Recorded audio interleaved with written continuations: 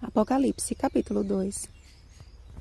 Quem tem ouvidos, ouça o que o Espírito diz às igrejas. Versículo 7. Este capítulo apresenta as cartas às 4 primeiras igrejas de Apocalipse: Éfeso, Esmirna, Pérgamo e Tiatira.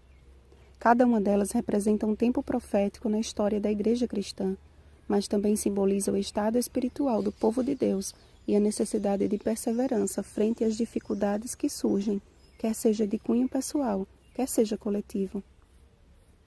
A igreja de Éfeso ficava localizada na mais importante zona portuária da Ásia Menor, além de ser uma cidade muito conhecida por sua cultura e religião pagã.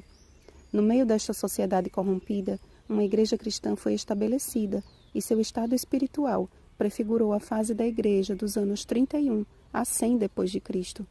Foi uma igreja que permaneceu firme em seus princípios e que perseverou mesmo em meio às provações.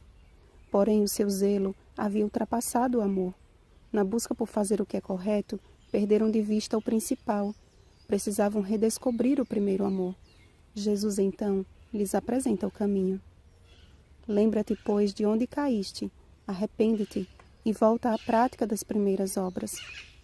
Quando o conhecimento da verdade é desvinculado do amor, há uma quebra da perfeita conexão. Afinal, sem amor, nada nos aproveita. 1 Coríntios 13:3.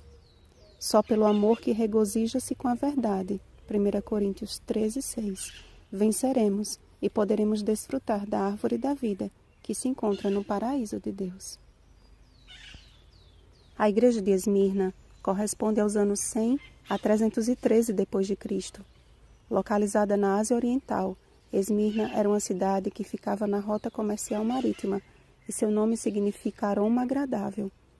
O título de Cristo apresentado a esta igreja é por si só uma declaração de amor aos seus filhinhos, que tiveram de suportar fortes tribulações e muita pobreza. Estas coisas diz o primeiro e o último, que esteve morto e tornou a viver. Perseguidos pelos que se declaravam judeus, intitulados por Jesus de Sinagoga de Satanás, os fiéis de Esmirna tiveram de lidar com semelhante sofrimento, pelo qual passou o próprio Salvador. Porém, o seu curto tempo de provação não seria nada comparado à gloriosa promessa: ser fiel até a morte, e dar-te-ei a coroa da vida.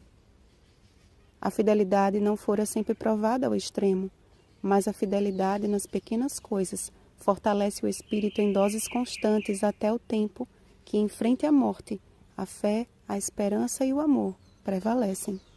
O mais importante, no entanto, é o amor. 1 Coríntios 13:13. O amor que nem a morte pode destruir.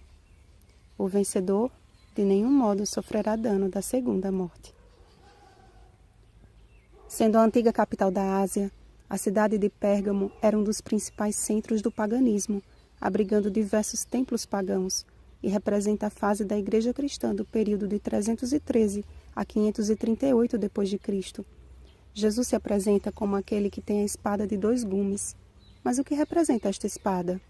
O apóstolo Paulo escreveu: porque a palavra de Deus é viva e eficaz, e mais cortante do que qualquer espada de 2 gumes.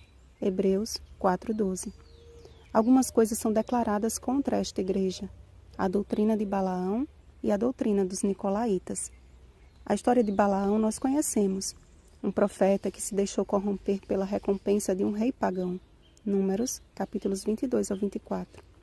Já sobre os Nicolaítas, não há um consenso sobre sua origem, mas o significado desta palavra de origem grega supõe que se tratasse de um povo autoritário e exclusivista. Eles precisavam retornar à palavra, ou a própria palavra os condenaria. 2 promessas são feitas aos fiéis desta igreja: o maná escondido e uma pedrinha branca, ou seja, o pão do céu e um nome novo, o qual ninguém conhece, exceto aquele que o recebe.